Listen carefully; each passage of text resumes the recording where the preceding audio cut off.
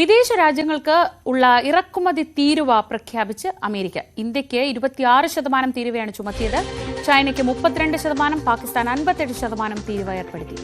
അമേരിക്കയുടെ വിമോചന ദിനമെന്നാണ് പ്രഖ്യാപന ശേഷം ഡൊണാൾഡ് ട്രംപ് പ്രതികരിച്ചത്. അപർണ കുറുപ്പ് വിവരങ്ങളുമായി ന്യൂസ് ഡെസ്കിൽ നിന്ന്. അപർണ, ലോകത്താകമാനം വലിയ രീതിയിൽ ഇമ്പാക്ട് ഉണ്ടാവാൻ പോകുന്ന, പ്രതിഫലനങ്ങൾ ഉണ്ടാകാൻ പോകുന്ന ഒരു കണക്കാണിപ്പോൾ ഡൊണാൾഡ് ട്രംപ് ഇപ്പോൾ പ്രഖ്യാപിച്ചിട്ടുള്ളത്. അതിൽ ഇന്ത്യക്കാകട്ടെ 26% തീരുവ. അത് വലിയൊരു സംഖ്യയാണ് ഇന്ത്യയെ സംബന്ധിച്ചിടത്തോളം.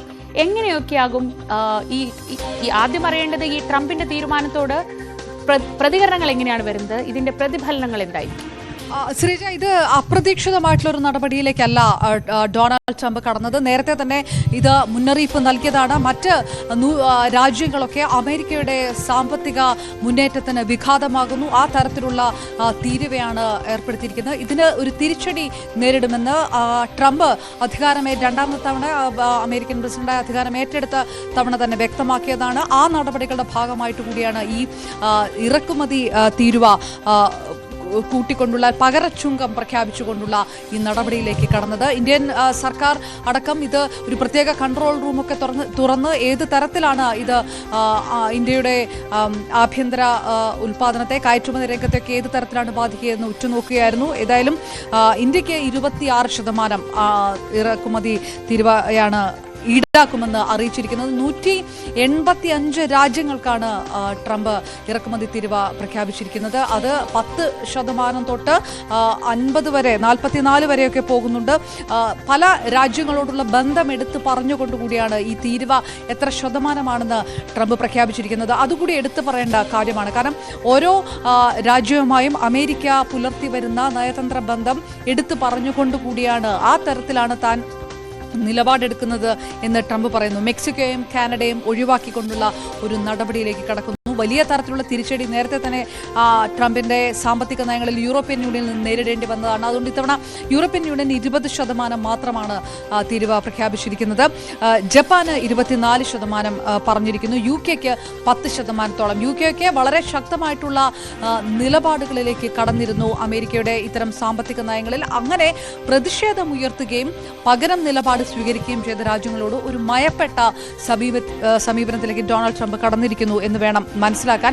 ഇത് പ്രഖ്യാപിച്ച ശേഷം ട്രംപ് പറഞ്ഞത് അമേരിക്കയുടെ വിമോചന ദിനം എന്നാണ്. അമേരിക്ക ഇനി ഒരു വലിയ സാമ്പത്തിക ശക്തിയായി ഉയരും, ജോലി അവസരങ്ങൾ കൂടും. അമേരിക്കയുടെ സാമ്പത്തിക മുന്നേറ്റം തടയാനുള്ള നീക്കമായിരുന്നു പല രാജ്യങ്ങളും നടത്തിയിരുന്നത്. അതെല്ലാം മാറുകയാണ്. ഇന്ന് മുതൽ അമേരിക്കയുടെ സാമ്പത്തിക രംഗത്ത് ഇതൊരു പുതിയ ദിനമായിട്ട് ഉയരുമെന്ന് പറയുന്നത്.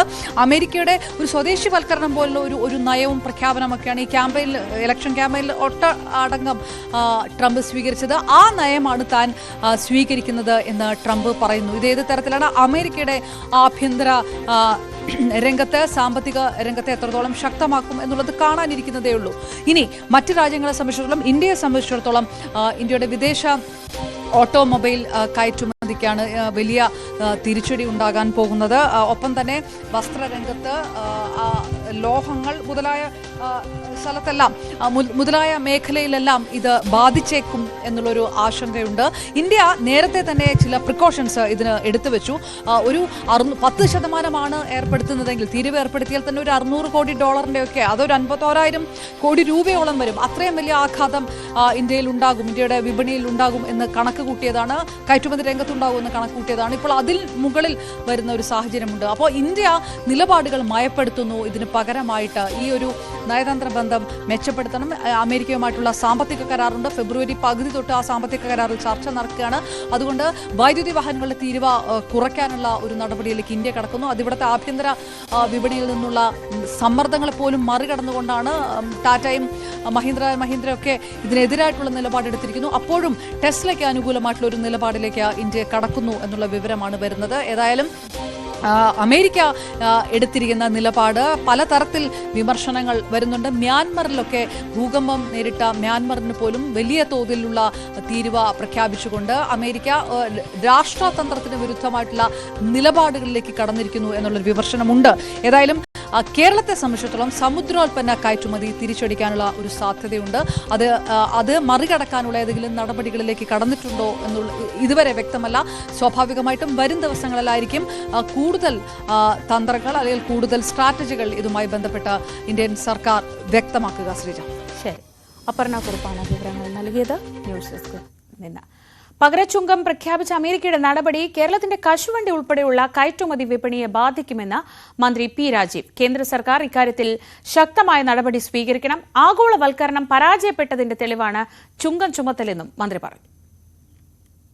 നമ്മളെ സംബന്ധിച്ചാണെങ്കിൽ രാജ്യത്തുനിന്ന് കയറ്റുമതി ചെയ്യുന്ന ഉൽപ്പന്നങ്ങൾക്ക് നേരത്തെ തന്നെ ചില ഉയർന്ന ചുങ്കം ഇങ്ങോട്ടുള്ളതിന് ചുമത്താൻ വ്യാപാര സംഘടനകൾ അനുമതി നൽകിയിരുന്നത് നമ്മൾ വളർന്നുകൊണ്ടിരിക്കുന്ന സമ്പദ്ഘടന എന്ന നിലയിലാണ്. ഇപ്പോൾ അതിന് ആനുപാതികമായി ഉയർന്ന ചുങ്കം വരുന്നതോടുകൂടി നമ്മുടെ രാജ്യത്തെ ഉൽപ്പന്നങ്ങൾക്കുള്ള വിപണിയെ പരിമിതപ്പെടുത്തും. പ്രത്യേകിച്ചും കേരളം പോലുള്ള സംസ്ഥാനത്തെ സംബന്ധിച്ചാണെങ്കിൽ നമ്മുടെ കശുവണ്ടി, കാർഷിക ഉൽപ്പന്നങ്ങൾ, മൂല്യവർദ്ധിത ഉൽപ്പന്നങ്ങൾ ഇവയ്ക്കെല്ലാം കുറെ കൂടി ഒരു വലിയ വിപണി ഇപ്പോൾ അമേരിക്കയിൽ ലഭ്യമാകുന്നുണ്ട്. അത്തരം ഉൽപ്പന്നങ്ങളെ കൂടി ബാധിക്കുമ്പോഴാണ് നമ്മുടെ രാജ്യത്തെ ഗവൺമെന്റ് ശക്തമായി തന്നെ ഇത്തരം പ്രശ്നങ്ങളിൽ നിലപാട് സ്വീകരിക്കേണ്ടതുണ്ട്.